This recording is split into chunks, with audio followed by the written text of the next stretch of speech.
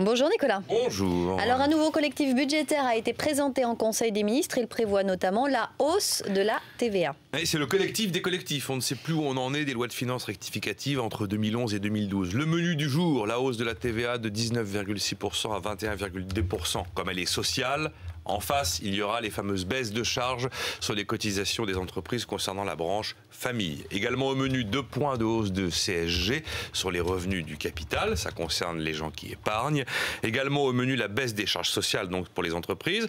La hausse de 30% des droits à construire qui a été annoncé par Nicolas Sarkozy. Et puis cet ersatz de taxes sur les transactions financières qui est sans doute la dernière plaisanterie du quinquennat. Pourquoi vous dites plaisanterie à ce propos? Écoutez, la taxe sur les transactions financières qu'on nous propose, c'est tout simplement l'impôt de bourse qui a été supprimé par Christine Lagarde elle-même en 2008. Qu'est-ce que c'est? Ça n'est rien d'autre qu'une taxe sur l'épargne des Français qui est investie sur les entreprises françaises. Ça n'aura aucun effet sur les produits dérivés spéculatifs et aucun effet sur le trading haute fréquence, les fameux trading qui passent par des ordinateurs et des algorithmes très puissants.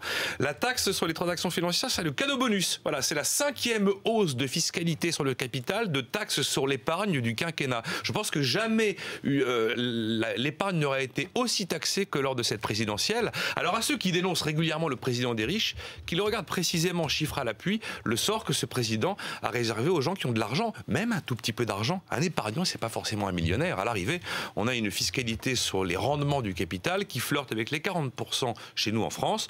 En Allemagne, même si la comparaison avec l'Allemagne vous énerve, c'est 23%. Seul avantage français sur les livrets d'épargne durable, les livrets A qui sont défiscalisés et puis une fiscalité accommodante pour l'assurance vie.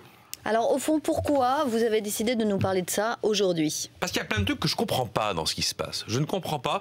C'est la première fois que je vois un conseil des ministres qui valide le programme de campagne d'un candidat. Parce que toutes les mesures dont je vous ai parlé ne seront appliquées qu'après la présidentielle. Donc à la seule condition que Nicolas Sarkozy soit réélu. Je ne comprends pas pourquoi il a fallu attendre la fin de mandat pour ouvrir les dossiers clés, absolument clés. Le financement de la protection sociale, toutes les questions de compétitivité. Enfin, Nicolas Sarkozy a inventé le concept des 100 derniers jours, faute d'avoir véritablement profité des 100 premiers. Et puis, une anecdote édifiante. En théorie, les commissions des finances du Sénat et de l'Assemblée nationale ont 2 semaines pour plancher sur un texte adopté en Conseil des ministres, surtout aussi important.